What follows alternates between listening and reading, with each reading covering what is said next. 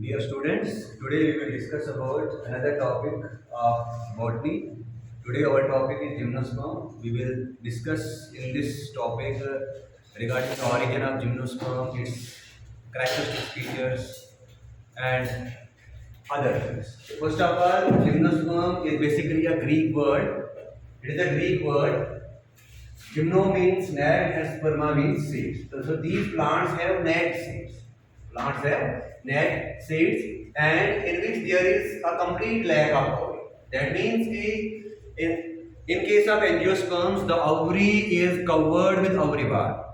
Or you can say that the ovule is covered with ovary wall. But in case of gymnosperms, the ovule are not enclosed with ovary wall.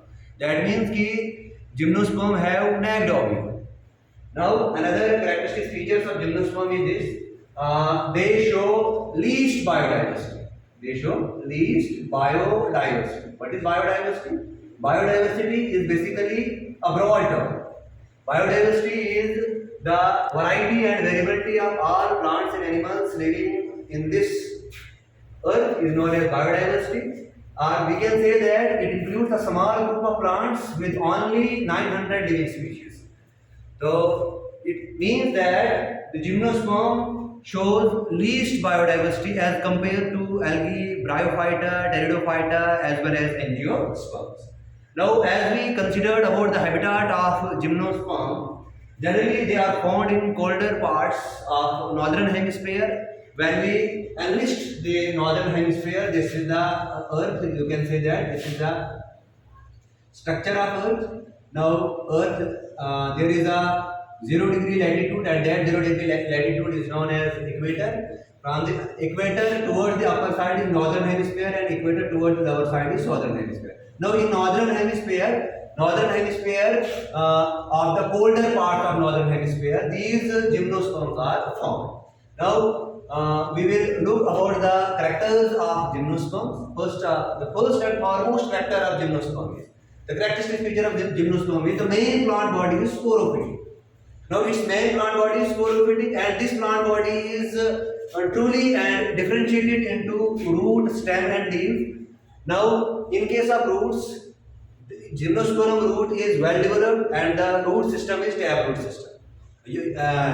As you know that the roots are of two types. First is taproot system and second is adventitious root system. The adventitious root system is mostly found in monocots, but in case of gymnosperm, taproot system is dominant. तो what is taproot system? Taproot systems जो है इसमें roots जो है deep towards the soil grow करती है. Now when we consider about the stem of gymnosperm, the stem of gymnosperms may be branched or it may be unbranched.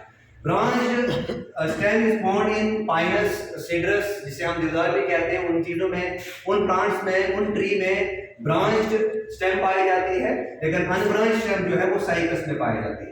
ठीक है ना. और एक बात और मैं कहना चाहता हूँ कि जो पाइनस है, ये पाइनस जो है ये मोनोशियस प्लांट है. मोनोशियस प्लांट होता है वो प्लांट जिसमें मेल और फीमेल पार्ट जो है वो एक ही प्लांट पे ग्रो करेंगे, लेकिन जो साइकस है वो साइकस जो है ये डायोशियस प्लांट है. इसमें मेल प्लांट अलग होता है और फीमेल प्लांट अलग होता है. और जिम्नोस्पर्म्स आर पेरिनियल. जितने भी जिम्नोस्पर्म्स हैं वो पेरिनियल होते हैं और मोस्टली जिम्नोस्पर्म्स आर वुडी. जितने भी जिम्नोस्पर्म्स हैं मोस्टली जिम्नोस्पर्म जो है वुडी है. और जब हम इनकी वुड को कंसीडर करेंगे तो इसमें वुड दो तरह की पाई जाती है. एक वुड जो है मोनोजाइलिक होती है, दूसरी होती है पिक्लोजाइलिक. तो pycnoxylic wood is the characteristic features of Pinus. Pinus के अलग अलग स्पीशीज हैं. पाइनस रॉक्सीबर्गे है, पाइनस चिलोजा है.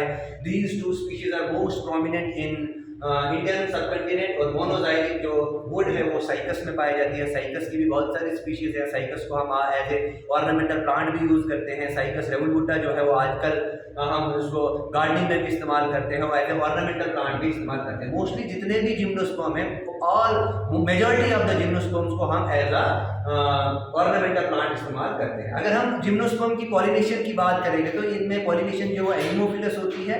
दैट मीन्स की पॉलिनेशन बाय विंड होती है. इनमें पॉलिनेशन अकर्स थ्रू विंड. एक एजेंसी है विंड की वजह से इसमें पॉलिनेशन होती है. और उसके बाद दे show great tendency towards polyembryony, इसमें एक से ज्यादा एम्ब्रियोज बनते हैं।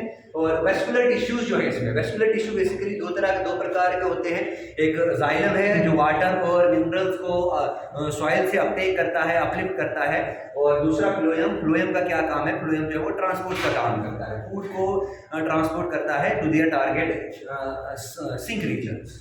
Now these vascular bundles, they are arranged in these vascular tissues, they are arranged in vascular bundles. Now beside this there are another characteristic feature. अगर हम root की बात करें, एक रूट में एक और करैक्टर है कि जो जिम्नोस्पर्म की रूट है ये सिम्बायोटिक एसोसिएशन शो करता है। किससे?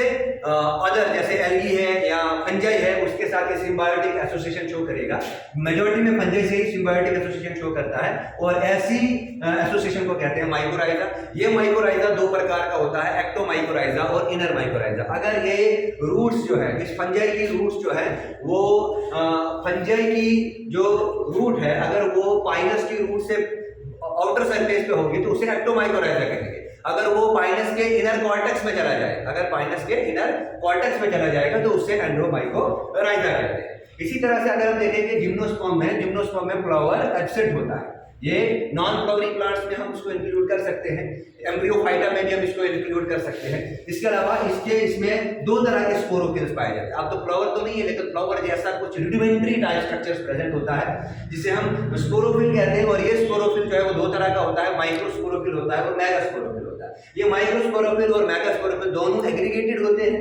माइक्रोस्पोरोफिल जो है ये खून बनाता है, स्ट्रोबलाई बनाता है, और माइक्रोस्पोरोफिल जब इनका फेवरेबल सीजन आता है तो ये विंड से इनके पोलन ग्रेन जो है वो मेगास्पोरोफिल पे आके गिरते हैं और वो बनाता है फीमेल पूल, और इसी फीमेल पूल पे फिर ओव्यूल डेवलप होता है। इसमें जो ओव्यूल है वो अनक्लोज्ड होता है, और इसमें ओव्यूल जो है वो अनक्लोज्ड नहीं होता है ओवरी वॉल से। This is all about gymnosperm. कल हम इकोनॉमिक इंपॉर्टेंस ऑफ जिम्नोस्पर्म पढ़ेंगे। इस चीज को आप नोट करिए और इसे याद करें। Thank you.